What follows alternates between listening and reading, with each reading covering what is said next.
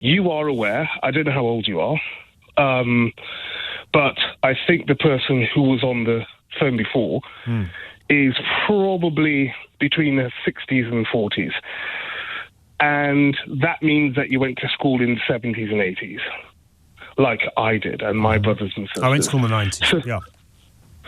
So what you will realise is that flag has been utilised and commandeered by the NF, BNP and others, and I've been chased by people after school, going to school in an area which is predominantly white, screaming with that flag either, painted on their skinhead, on their coats, or held, like a cape.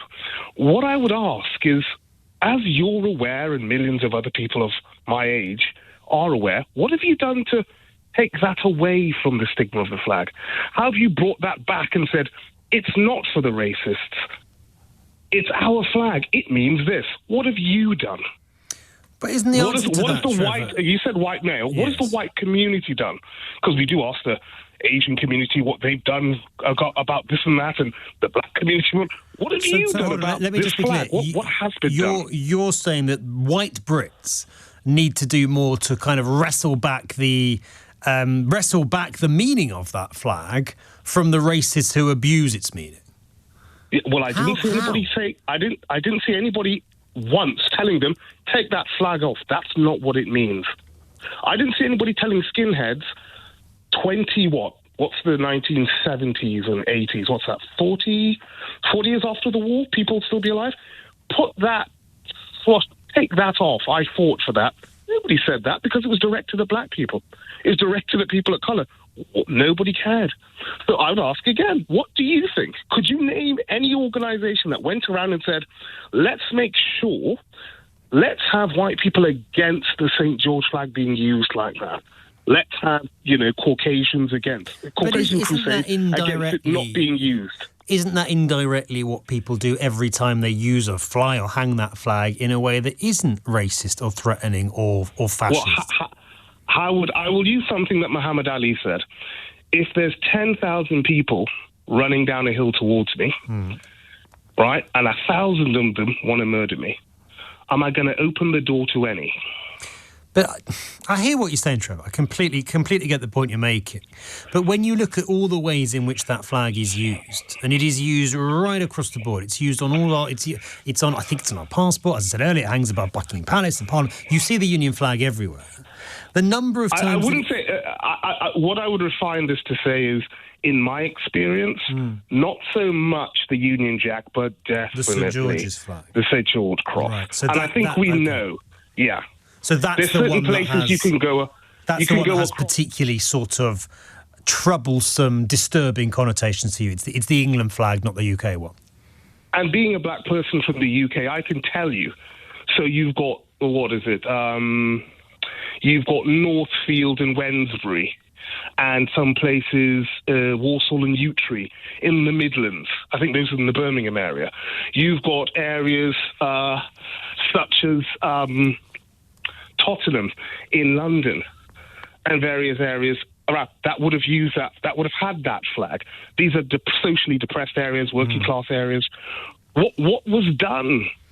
I'm still asking the question, what was done? What was the campaign to change it? I don't know how you do change it. And it saddens me that next time England play in the World Cup and I put a little St. George's flag, as I like to do, in the window of my flat or in my car maybe, a lot of people, and I'm not saying this is illegitimate, but a lot of people will conclude, not that I'm an England fan who supports my country, but that I'm a racist. Well, I think from a black person's point of view, we have to stop wondering what you're doing about your racism that affects us, because I don't know why the victim has to come up with the plans. I think what people should get together as the perpetrators and say, how are we making sure that this isn't being seen like that's my point, Trevor, that when you say the perpetrators, the vast majority of us that wear England flags on our shirts or fly them in our homes aren't perpetrating anything other than patriotism. So yes, but... why is it on us? Yeah, right. Now, when anything happens with a certain religion of this country from the Middle East, Don't we turn to that community asking what they do? No, only racists. I would never turn to a Muslim and saying, what are you doing to stop terrorism? I wouldn't dream of it. I wouldn't say to a Jewish person, what are you doing about the Netanyahu government? That is stereotyping. That is racism. So I don't think you can say to all white Brits, what are you doing about the far right?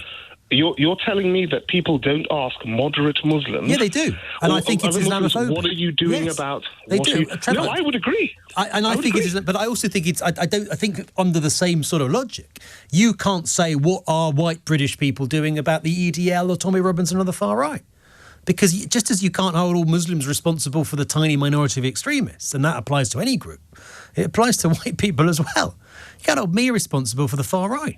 It's not my job. It's not on me to try and to stop the advance of the far right.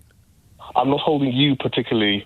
You are as a white man. You said, what are white Brits do? I'm a white Brit. What's happening? I don't know, but why is it on me to fix this problem, Trevor? Why worry about it? Why complain about it? The problem is it's being utilised and commandeered by a certain section of your society. I agree, but I don't think you can therefore say every other white British person needs to do something active. I think we should. I think we do need to talk about the point you're making, how we do kind of wrest back control of these flags and these national symbols so that they do become a kind of symbol of something positive rather than something negative for so many people who live in this country. But I don't think it's sort of incumbent. I don't think it's an obligation that all white people have. That's where we disagree. I think this is a bit silly, to be honest. Do you? Yes, I do. I think that the Democrats were in power for 4 years. Virtually the entire American establishment were against Trump. Education, military, the press. If there was anything of any value, they would have used it. It would have been exposed. I think the truth is there is nothing there. And it's funny, you keep quoting Epstein as if he's some authority on the truth. It's very odd. No, wrong. Absolutely wrong. I am not quoting Epstein as though he's an authority on the truth. I have literally just pointed out that these are just his views of Donald Trump.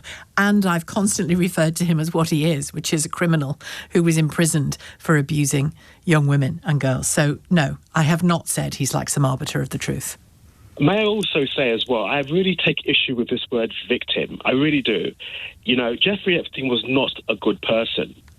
But these young women, teenage girls, I know this is a very odd thing for most of us to believe, but there are people in this world who will have sex for money. And I don't see them as victims at all. You know, I really don't. And I think we keep using this word victim. They were not victims. They knew what they were doing. They were paid very handsomely for it. When he died, there was suddenly this money that was available for his so-called victims, and suddenly all these young women come out of the woodwork. I don't see them as victims. Well, they weren't trafficked anywhere. All right. Yes, they were. Yes, they were. No, John, you can be well, good, I'm glad. You can be trafficked internally. You can be trafficked within your own country.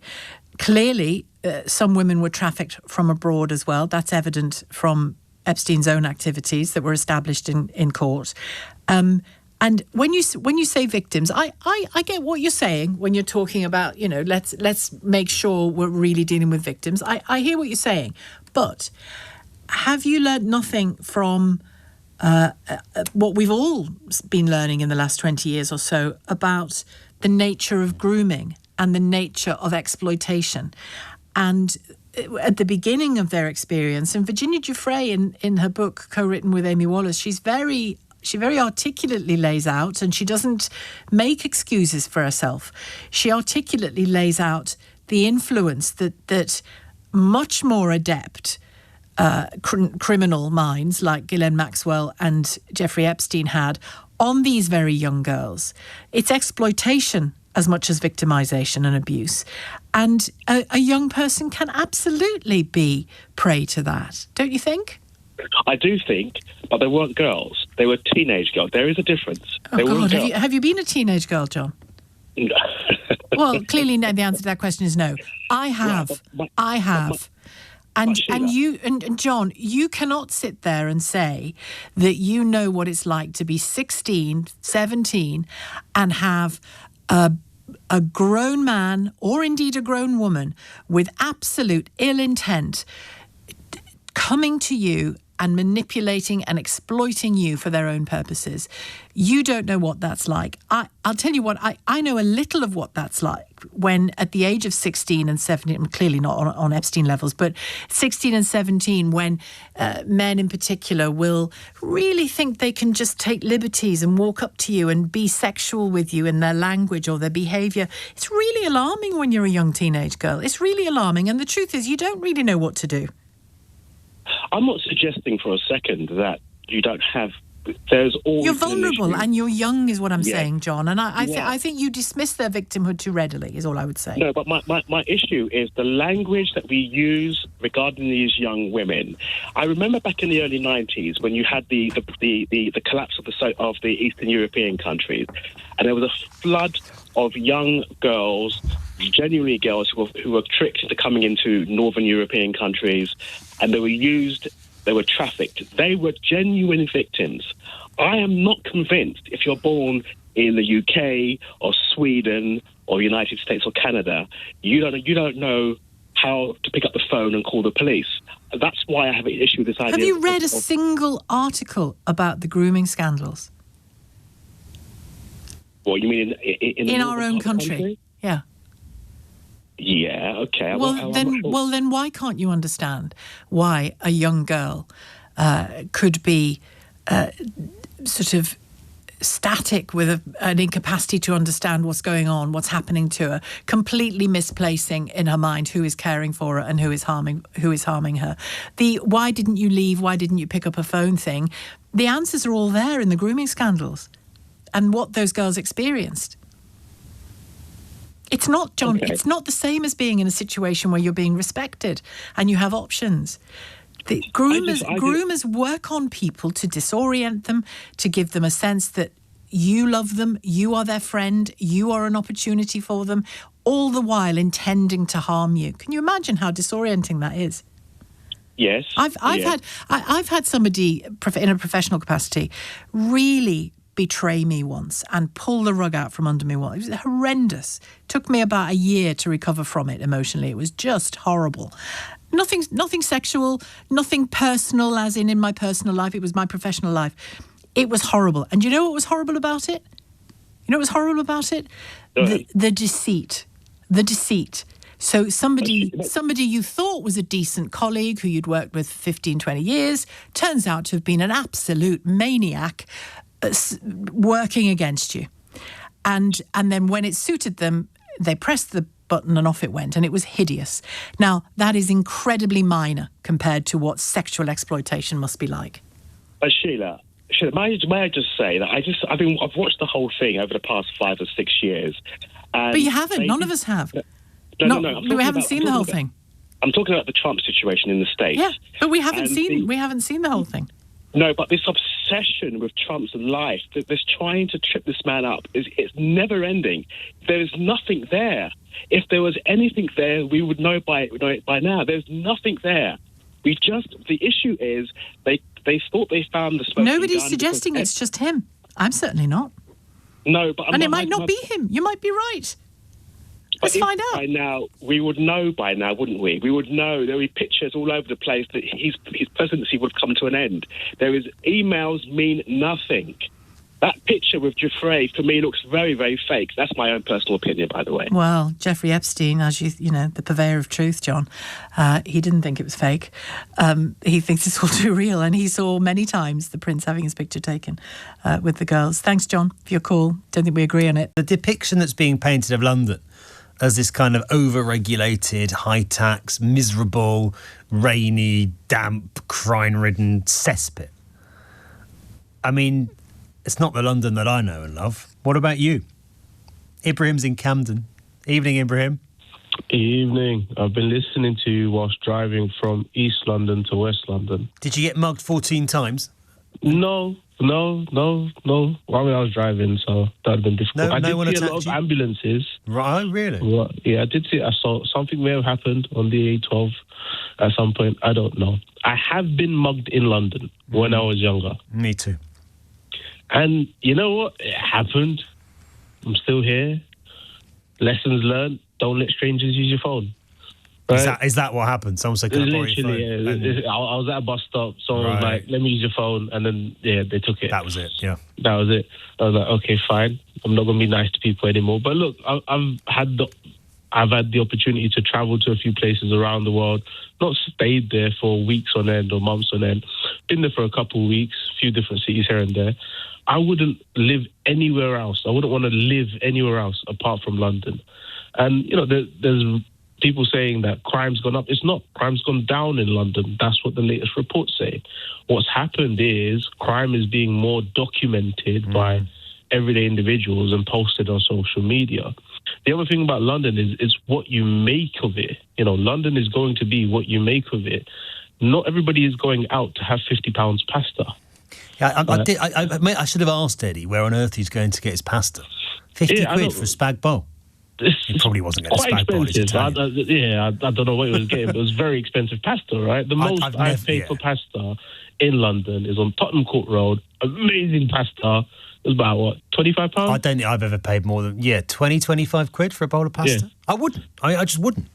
How can a pasta be worth £52?